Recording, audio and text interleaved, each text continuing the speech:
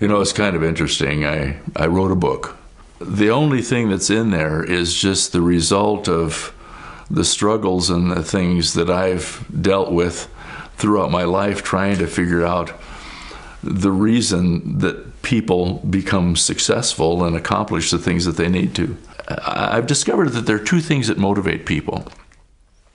Some people get so passionate and excited about whatever they're trying to accomplish, whatever they're trying to do.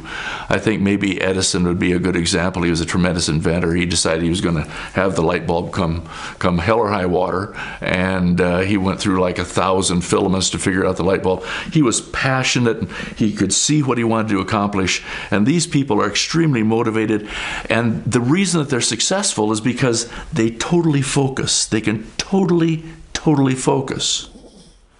Now, the other end of the scale are the people that are bashed across the forehead with the 2x4s of necessity and bit in the butt by the alligators of reality to the point where they actually are driven to their knees, and they have to figure out what it takes to accomplish whatever they're doing. At one time when I was at a low point, I wrote a little thing and put a plaque up on my wall, and it said, necessity is the mother of invention, but terror is the father of pure inspiration.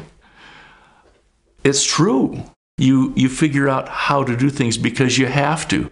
I would like to say that I have been successful because I was so passionate and motivated that I just could only focus.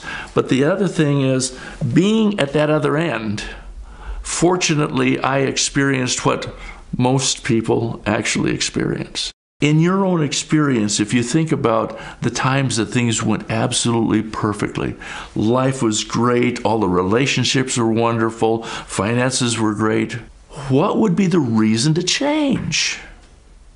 Now, the two things that people hate more than anything else in life is to think and decide. If everything's going wonderfully, why would you think and why would you decide? Why would you change anything? Why not just keep on doing what you were doing? Nobody would. So the real accomplishments in life, if you look back at your history, if I look back at my history, and you look at the history of people that accomplish things, usually they have been just belted so hard in the mouth by something that was just horrendous that they had to stop and say, I've got to change.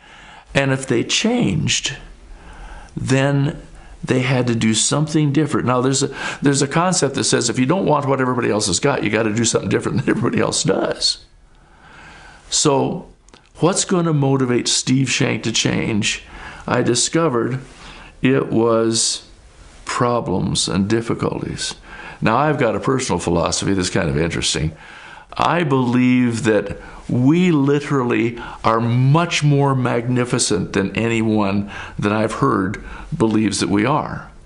Because I think that we literally write for ourselves an educational curriculum of what we really need to learn. And we put ourselves in a situation where we have the difficulties that cause us, to force us to think and decide and to change direction to become more of what we need to become.